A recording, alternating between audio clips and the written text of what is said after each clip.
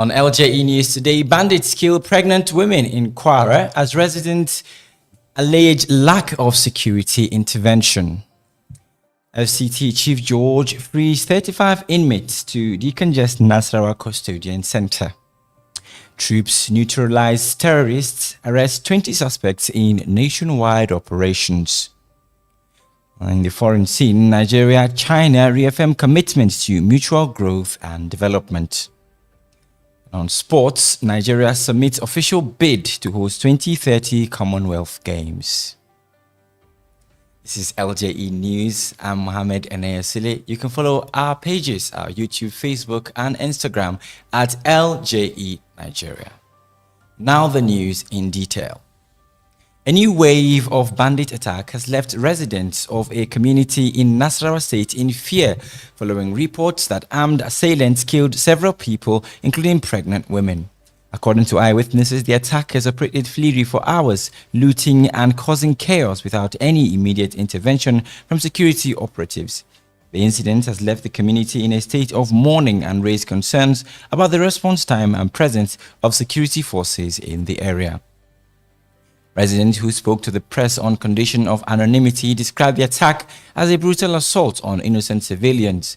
They expressed frustration over the perceived lack of security, stating that despite repeated calls for help, no assistance arrived until the bandits had fled. The Kwara State Police Command has since deployed a special squad to the affected communities to restore order and has launched a manhunt for the perpetrators. In a significant effort to decongest overcrowded custodian centers, the Chief Judge of the Federal Capital Territory, Justice Hussaini Baba Yusuf, has ordered the release of 35 inmates awaiting trial from the medium security custodian center in Kefi, Nasarawa State. The exercise, which took place on Tuesday, was part of the Judge's Jail Delivery Initiative and was facilitated by a non-governmental organization. Of the 35 inmates freed, 33 were male and 2 were female. Speaking after the exercise, Justice Baba Yusuf stated that the initiative is aimed at ensuring that individuals are not held unnecessarily in custody. He explained that many of the released inmates had been awaiting trial for prolonged periods or were detained for minor offenses. The Chief Judge reassured the public that the exercise would be a routine one as part of his commitment to upholding citizens' fundamental human rights and ensuring the swift dispensation of justice. The Nigerian Army has announced that its troops have intensified operations across the country, resulting in the elimination of scores of terrorists and the arrest of 20 suspects over the last 24 hours. A statement from the Army High Command confirmed that soldiers conducted coordinated land and air assaults in several theaters of operation, including the northeast and northwest, successfully dislodging criminal enclaves and recovering a cache of weapons. The operations also led to the rescue of several kidnapped victims who have been reunited with their families. According to a military source, the renewed offensives is a part of a strategic push to maintain dominance over criminal elements and secure communities ahead of the festive season. The source added that the troops have been given a clear mandate to sustain the pressure on terrorists and bandits until they are completely rooted. The public has been advised to remain vigilant and cooperate with security agencies by providing credible intelligence. The All Progressives Congress APC in Rivers State has called on the federal government to take a firm stance against activist Omoyele Sowore following what is described as a series of attacks on President Bola Tinubu and FCT Minister Nyesom Wike.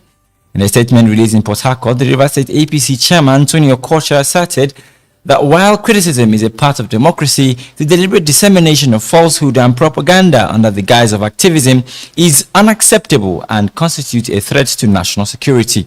Okocha said Sowore's consistent verbal assaults and publication on his platform, which he referred to as malicious, are aimed at inciting public unrest and sowing discord. He urged Nigerians to reject such actions, which he claimed were an attempt to undermine public trust in government.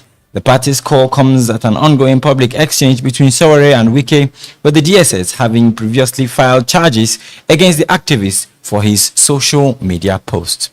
We're now going on a short break. LJE News continues. Do stay. What are we saying?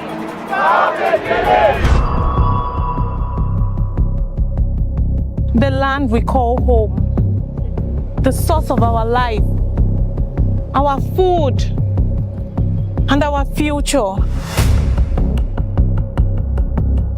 A conflict that tears at the very heart of Nigeria. We see the pain, the shattered lives, and the broken trust. But what if we could mend what is broken? LJE Nigeria invites government officials, traditional and religious leaders, farmers and herdsmen representatives, security agencies, civil society organizations, international development partners, and the general public to a 2-day national conference themed Securing Nigeria's Future, addressing the root cause of herdsmen-farmers conflict through justice and inclusive dialogue. Date 30th September to 1st October 2025. Venue Shehu Musa Yaradua Center, Abuja, Nigeria.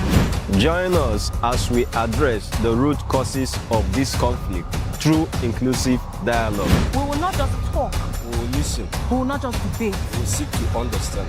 Together, we will find solutions. Welcome back from that short break. As China marked the 78th anniversary of the founding of the People's Republic of China, PRC, both China and Nigeria have reaffirmed their commitment to deepening their diplomatic ties, which now span 56 years. During a joint celebration in Lagos, both countries leveraged their shared history, cultural exchanges, and economic complexities to commit to a stronger future. The event underscored the strategic partnerships forged between the two nations, highlighting a collaboration that has brought tangible benefits. The Chinese Consul General in Lagos, Yan Yuqing, highlighted the increase in bilateral trade, which has reached over 15 billion this year alone, reflecting the growing strength of their relationship. The chairman of the House Committee on Nigeria-China Relations, Jafaru Yakubu, has noted that Nigeria draws inspiration from China's development model and remains committed to building on the partnership through continued legislative support and parliamentary diplomacy. And on sports, Nigeria have officially bid its 2030 Commonwealth Games hosting plan, with the government making a compelling case for the event to be held on African soil for the first time in its 100-year history. President Bola Ahmed Tinubu advocated for the bid in a statement, emphasizing that hosting these centenary games in Nigeria would send a powerful message that every region of the Commonwealth matters and that Africa is central to its future. The official bid presented to the Commonwealth Sports Bid Evaluation Committee highlights Nigeria's readiness and capacity to deliver a world-class event. The government has assured organizers that all necessary infrastructure, security, and hospital needs would be met.